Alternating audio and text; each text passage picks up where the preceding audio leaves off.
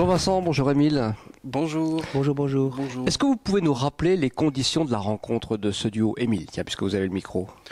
Les conditions de la rencontre, on s'est rencontrés auprès de Daniel Humer, qui a monté un quartet il y a 3-4 ans et qui nous a invités, donc qui a fait qu'on s'est rencontrés à cette occasion.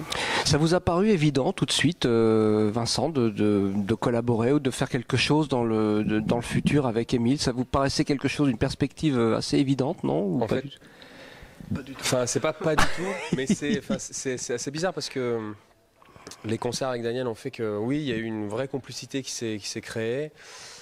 On a fait beaucoup, voilà, on a passé pas mal de temps sur la route, on a passé pas mal de temps ensemble sur la route, en dehors des concerts. Enfin voilà, on est devenus très proches. En tout bien, tout honneur, bien entendu. Et c'est les gens en fait qui venaient nous voir à la fin des concerts, qui nous disaient oh, c'est génial, il y a vraiment un truc entre vous deux. On dit bah ouais, enfin on s'entend vraiment bien. Vous jouez en duo? Bah non, on joue pas en duo. C'est arrivé ouais quand même des dizaines de fois et un jour l'agent de Daniel Humer, qui est devenu notre agent aussi pour le duo, qui s'appelle Marion Piras, nous a dit bon les garçons, voilà, j'ai trouvé une date pour vous, à Vaux-en-Velin au festival. C'est dans, je sais plus, c'est dans quelques mois. Allez-y quoi. Vous aviez un répertoire déjà tous les deux? Bah, pas du tout. Pas du tout, on n'avait pas de répertoire, donc on a rediscuté, et puis on s'est dit mais on s'est demandé qu'est-ce qui nous ferait plaisir de jouer, qui était en dehors du répertoire qu'on avait avec Daniel Humer. Et du coup on a rassemblé tout un tas de morceaux, de chansons de reprises ou de morceaux à nous, de compositions. Et on a voilà constitué un répertoire pour l'occasion de ce premier concert. Et ensuite on a développé un peu le répertoire dans toute direction qui est fini par être celui qu'on est en train de jouer sur scène et qu'on a enregistré sur scène. Qui doit un peu à Ziggy Locke peut-être aussi, on peut le dire, le patron du label Act. C'est lui un peu qui vous a orienté vers ce concept, si on peut dire, de Belle Époque, ce répertoire de Belle Époque? Lui nous a orienté sur Sidney Bechet. Voilà. En fait, il avait ce rêve là parce qu'il a découvert le jazz par l'intermédiaire de Sidney Bechet, et donc il nous a proposé de faire un hommage à Sidney Bechet qu'on n'a pas fait totalement. On voulait garder ce qu'on avait déjà développé un peu avant, notre univers, et il se trouve que voilà, c'était une idée finalement pas mal, qu'on n'avait pas tout de suite à laquelle on n'avait pas tout de suite adhéré parce qu'on connaissait pas assez bien, et puis en fait on a cherché, on s'est plongé dans le répertoire, on a écouté pas mal de choses, et puis on s'est rendu compte qu'il y avait des morceaux qui pouvaient fonctionner tout en gardant notre univers, et donc c'était une bonne idée finalement. Comment vous les avez sélectionnés ces morceaux-là? Vous les aviez écoutés, vous les aviez entendus, vous, Vincent? Non, en fait, ce qui s'est passé, c'est que même pour continuer un peu ce que Émile disait, c'est que quand il nous a proposé le tribute, l'hommage à Sidney Bechet, carrément nous, ça nous a fait peur. Ouais. Dans le sens où c'est pas vraiment votre univers, quoi, faut le dire. Il y a ça, mais surtout en fait, il nous a proposé ça au mois de juin de l'année dernière, donc c'était en 2013, et il fallait enregistrer en septembre. Et outre le fait qu'on connaissait pas bien la musique, on connaissait quelques morceaux, les grands tubes, mais genre en 2 mois, faire un hommage à Sidney Bechet, c'est-à-dire et pouvoir le défendre aussi, c'est pas juste voilà, on va prendre quelques morceaux, on va les jouer. Enfin, on fait pas la musique comme ça. Il fallait le temps de s'immerger, et au départ, on avait vraiment envie de refuser le projet, mais pour pouvoir le refuser, il fallait se mettre dedans en fait. Donc on a passé 2 mois à se béchétiser à fond. Et dans les 2 mois, dans les heures et heures d'écoute, voilà, ce morceau-là, ça c'est bien, ça c'est bien, ça c'est bien. Il y a pas mal de morceaux qu'on a trouvé super, et on dit bon, ça me parle, qu'est-ce qu'on pourrait en faire? Et petit à petit, du coup, on s'est dit plutôt, au lieu de refuser en fait le thème, en fait, on s'est dit bah non, c'est carrément une super idée, on va l'intégrer.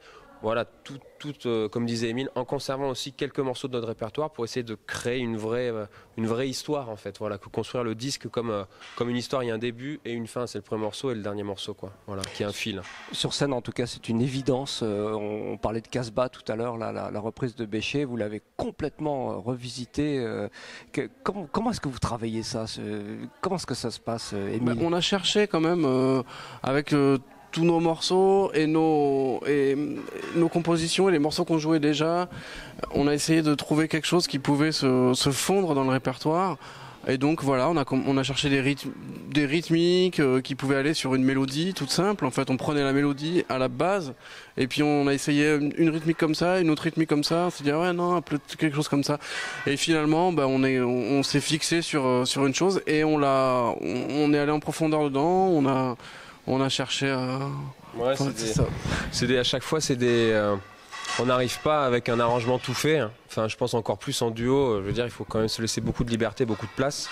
Mais voilà, un truc comme Casbah, moi je sais qu'il y avait, voilà, c'était un morceau très très oriental, très très typé, voilà. Et moi j'ai commencé à faire au début une rythmique qui faisait vraiment Far West, quoi. Enfin, c'était vraiment, on est passé de l'Est à l'Ouest à fond.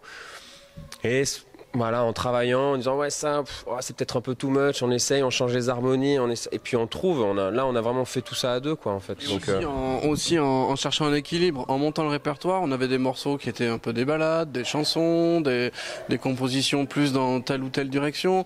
Et donc voilà, par exemple pour Casbah, dans notre répertoire, il nous manquait un morceau un peu punchy comme ça.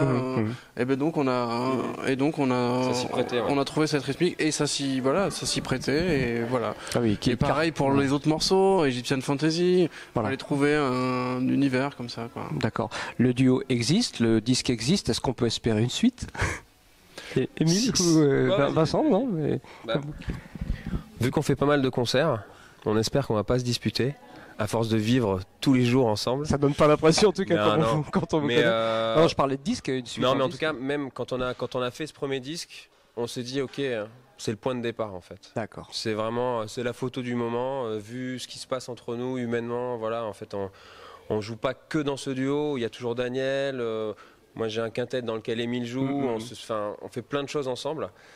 Et oui, c'est juste le début j'espère en tout cas d'une belle histoire je pense humaine et discographique aussi. Enfin, du coup, voilà, c'est un début. En évoluant, enfin, le temps passe et on évolue individuellement et du coup, j'espère et qu'on aura des choses à partager encore le plus longtemps possible. C'est aussi une histoire humaine en fait, comme il dit, quoi. Il faut que ça suive humainement et pour l'instant, ça fonctionne bien, donc on a envie, quoi. Après, on verra. On va pas non plus projeter trop loin. Là, c'est vrai que vous êtes impliqués tous les deux dans pas mal de trucs. On apprécie ce qui se passe. On essaie de faire ça le mieux qu'on fait. Faut faire vivre déjà ce qu'on a fait, quoi, déjà ce truc-là. Bien sûr. Ouais. Merci beaucoup à tous les deux. Merci à vous.